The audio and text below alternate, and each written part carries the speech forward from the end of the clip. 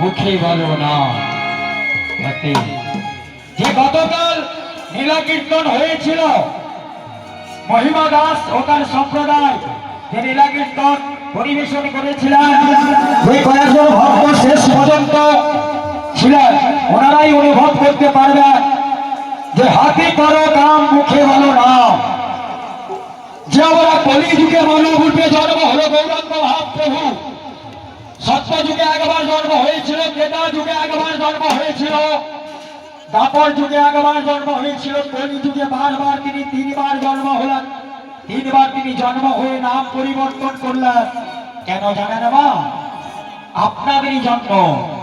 তাই আজকে কলিযুগ কেন ধন্য করলো, সত্য ত্রেতা দাপর কেন ধন্য হলো না?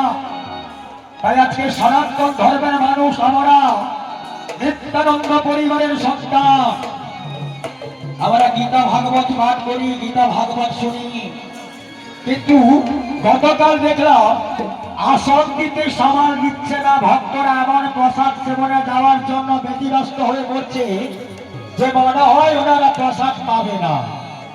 কিন্তু অক্লান্ত পরিশ্রম করে কিনারা কমিটি রয়েছেন, অক্লান্ত পরিশ্রম করে সবজি কাটার দায়িত্বে রয়েছেন, আপনাদেরকে সেবা দেওয়ার জন্য বাড়ি বাড়ি গিয়ে ভিক্ষা চেয়ে আপনাদেরকে সেবা দেওয়ার জন্য আজকে উঠে পড়ে লেগেছে।